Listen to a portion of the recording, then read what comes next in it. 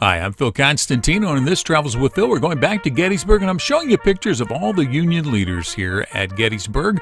And primarily, these are the ones, the ranking structure: Major General, Brigadier, Colonel, Major, Captain. Most of these are brigadiers. The way they're working is set up, they have corps, divisions, brigades, and then regiments. And this is the Army of the Potomac, the ones that fought for the Union side. Now, the man who was in charge of all of it was George G. Meade. That's his picture there. Now, he was a major general, and then on his staff was this gentleman here. Coming in next, the Chief of Artillery, Henry Hunt, also a brigadier general. He had a sizable staff. This is Warren, the Chief of Engineers. This is the guy that helped out at Little Round Top, discovered it was a problem spot. One of the corps they had was the Cavalry Corps, and in charge of that was Alfred. You can see him there, Pleasanton. Then the 1st Brigade amongst all of those. These are our 1st Division within here. Now you can see a lot of people in this. Now this was the age of early photography, the early age of photography. You'll see Matthew Brady, a couple of other folks out there taking photos. Some of these were obviously staged in a studio. Some of these are set up in other places. This gentleman here had his own design for a uniform. And in the Cavalry Corps, there were multiple divisions. Most of the different units here for the military had several divisions, several brigades within each of the divisions, etc. Something else you can also see is long beards were the style back then. Basically, you grew it and didn't cut it. And I can imagine what problem that might have if you were trying to fire a gun with it right up against your cheek, get your beard caught in there. But hey, that's why you saw it more amongst the general than you did amongst the lower levels. Now, most of the folks you're going to see here that were in command of the, now this is the George Custer of Indian fame. He was a brigadier general. He became a colonel because that was a field commission. But the various folks, most of the people that are commanding the upper levels are going to be major generals. Most of the people commanding the divisions, etc., were brigadier generals. That's the lowest level of general. Now, there were several corps out here. This is the head guy, John Newton, one of the two head guys that were over this one. One replaced the other in case they were injured. Reynolds here died during the first day of battle, so he was replaced. So that's why you'll sometimes occasionally see two people in charge or at the top of the list here. And some of these names you're going to recognize. If you're a real Civil War aficionado, you're going to probably recognize most of them. See the hand stuck inside the jacket there? That's a fairly common pose. Sort of goes back to Napoleon. A lot of folks were doing it. Some folks said, I just don't know where to put my hand. So they said, okay, put them in there. And that became a regular thing. There you go, another guy and also with one of those very long beards. And so there are just lots and lots of folks out here. Now, over the entire battle itself, it was a 3-day battle. There were roughly, it depends on how you count it, there was anywhere between 93 and 104,000 people on the Union side, 71 to 75,000 on the Confederate side. Now, the Union lost 3,155 killed. Their records appear to be very accurate. And the Confederates, their numbers range from 3,900 to 4,700 killed. So obviously if there's a difference there of 800, depends on who you're listening to. Obviously their records weren't quite as sharp as the Unions were, at least well kept, so that they could be checked on later on. These are all men. There was one civilian killed, oddly enough. In all of Gettysburg, only one civilian was killed. That was a woman, and she was attending to a sick relative. And she got hit by a stray bullet, is my recollection there. Several people out here, like I say, a couple of generals, at least one general that I know of died at the scene. Many of them had to be replaced because they were wounded. So this was pretty vicious fighting. There are several spots out here that are known better than others. Pickett's Charge is probably the best known. The Little Round Top was another one.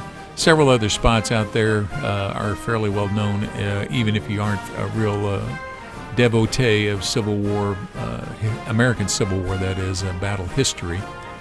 Again, Army of the Potomac was the name for this particular army itself.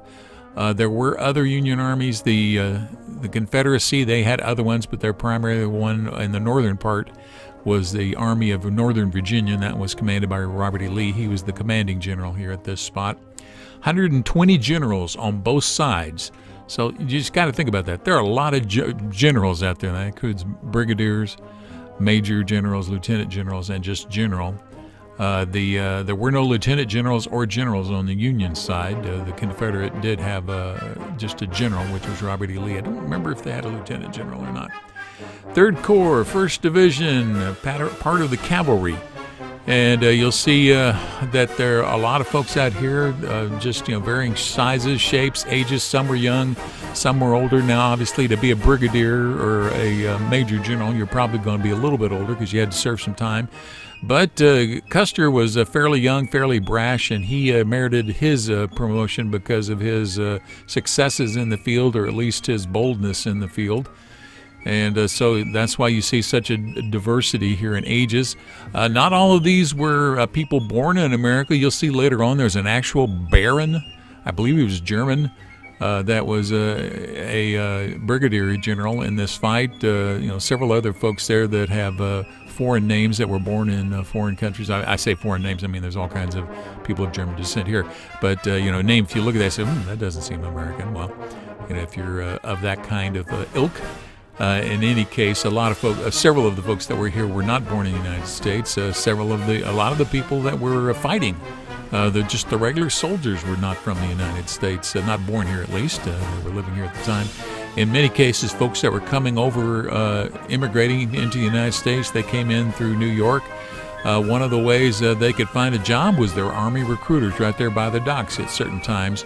And literally, you could come in and, they promised you a place to sleep and food. And if you were coming across with just, 50 cents in your pocket, or the rough equivalent of 50 cents in your pocket, which many of these folks did, that was the way to make a living.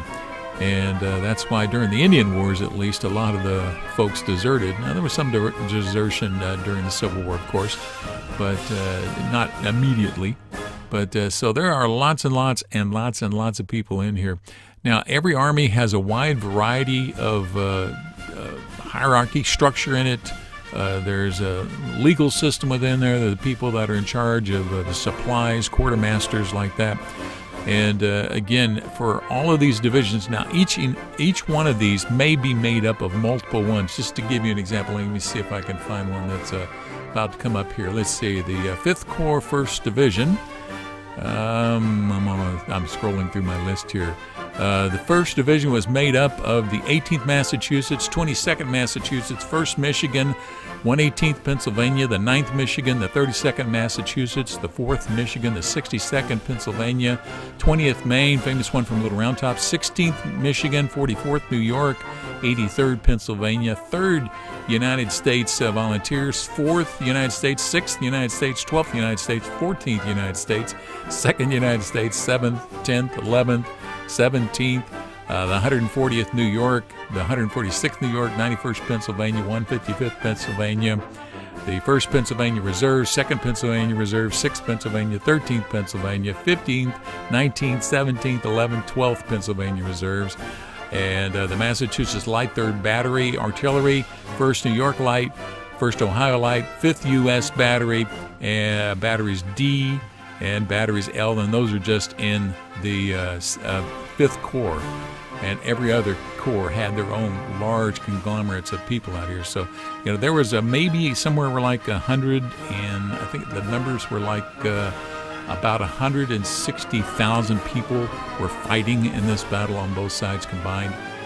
So, just a large number of people. So I was surprised by how many generals there were out here on this particular one. I'm not really going into any detail on the all the people here. Again, this was the start of good photography, and in fact, some of these photographs are better than what you see today because the size of the negatives that they were using, in many cases, could be 5 or 6 inches by 8 to 10 inches, and so you're going to get a lot of good detail there. Lenses aren't obviously as good, and these are sometimes done on glass, so that you'll see a lot of cracks in some of the pictures and lots of dirt and stuff like that over the picture itself. Also depends on how clean the glass was, how good the lenses were, etc., what the conditions were as well.